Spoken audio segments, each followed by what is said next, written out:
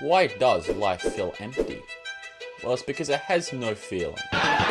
Okay, no, that's too simplistic, you know. There has to be more, okay, in which that's what I'm going to discuss. Life holds meaning, depending on what your mission is. You could be like me, someone who spends time working, getting closer to God, or you could be an internet coomer, and your purpose could be cooming all day. Whatever you seek out in life will come back with a feeling, right? An emotion. You could practice a bunch of guitar and you'll feel more fulfilled as a result. You could go into a cold shower and you'll feel energetic. I want you to do something right now. Remove all distractions, okay? Give yourself no distractions. Nothing to fill up the empty void. No work, no entertainment, nothing. And just sit there, okay? I want you to sit there for about an hour or 30 minutes if that's too long for you.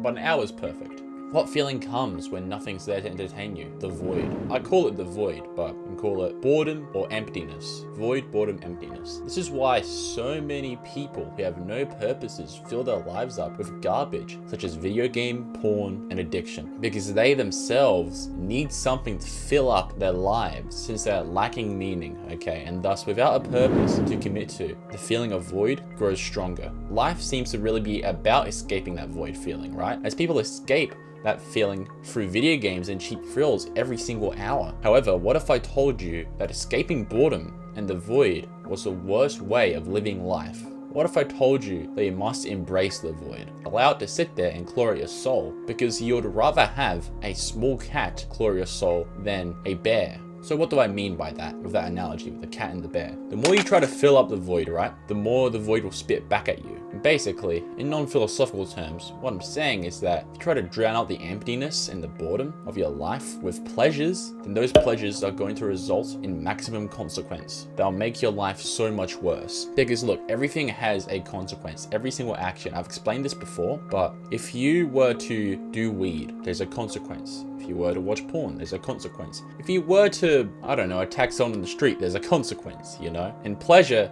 passive pleasure, has massive consequences. And that is a result of escapism. Escapism is when you try to escape something with pleasure. But also, the reason why you don't want to try and escape the emptiness of life is because life is just automatically empty. You could be a rich man living on a yacht, have these jet skis everywhere, having fun on the water, but immediately as that spats back out away from those pleasures, the feeling comes back. You cannot escape it. So when you remove the actions you take every day, life begins to feel like an empty space. I technically answered the question in the video right over there, but there's more to discuss, so much more. I want to talk to you about embracing this feeling and how you can use it to your advantage. Because yes, boredom is uncomfortable. I don't like the feeling, but I embrace it, okay? I allow it to be there. This feeling is greater than you think it is. I'm not telling you to become, you know, a monk and go out to the mountains and meditate like 10 hours a day. No, I'm telling you that the void, the emptiness, the boredom, you can make it your greatest ally.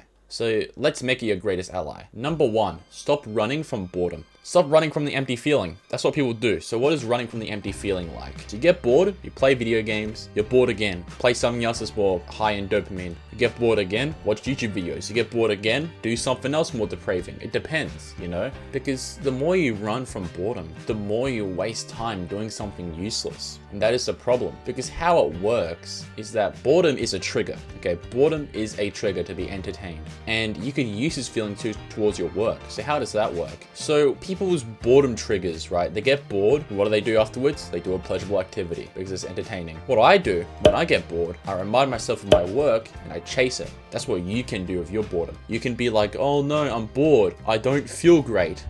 Boom.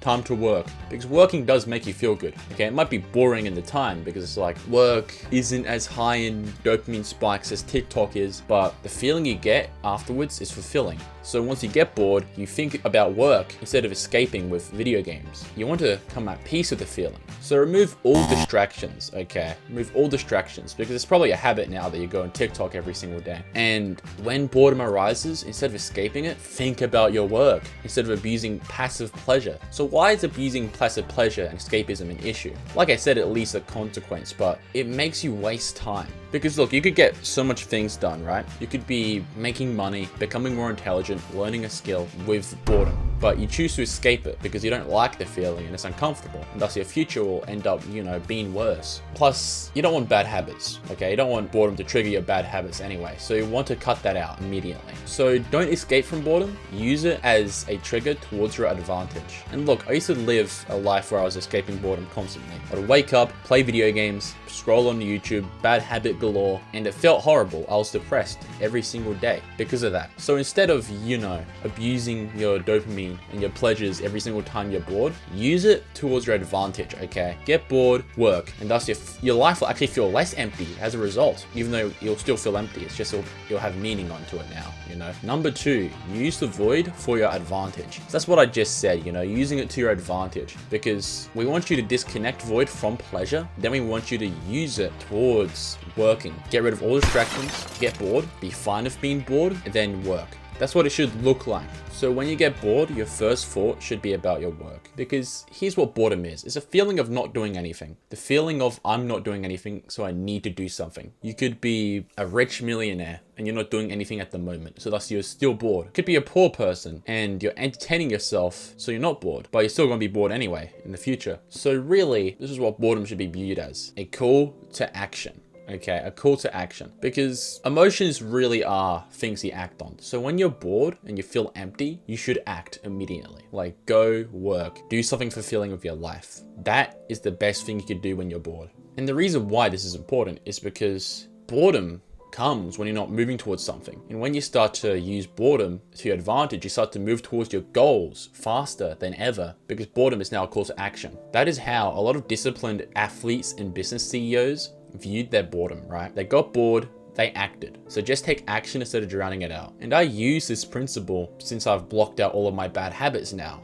So life just immediately gets boring. That is a harsh fact. Life will immediately get boring once you, filter out every single bad habit, because that is just the truth. Life gets boring once you've filtered out bad habits, because bad habits filled up that boredom. That's just the main feeling of life, emptiness, Once that goes away, the emptiness is there. It's just gonna stay there forever. So don't try to escape from it, So once I blocked out my bad habits, I started to use it towards my advantage. I work every day now because of this mindset. So life is empty. That is the main feeling of life. Life is empty, but you can use it towards your advantage, because here is a piece of reality I'm going to share with you right now. That feeling will stay with you forever. You cannot do anything. You can become rich, have jet skis, have so much fun to distract yourself with, but the minute you're withdrawn from that fun, the feeling will come back in faster this time, because life is supposed to be empty. And the reason why I want you to do work is because look, when you do pleasure, once you're out of pleasure, the boredom comes up fast, okay? And bigger than last time. But once you do work, the boredom is less, because you feel fulfilled. Of course, it's still going to be there, but it's less. And thus, your mental health actually gets better, strangely enough. So that's what you want to be doing, because look, life is just automatically empty. It's supposed to be empty. You're supposed to feel that and let it hang around you. Okay, so it's not a bad thing. We get it all the time. And to run from that feeling that you'll experience every hour is really silly. I'd say that boredom is unescapable.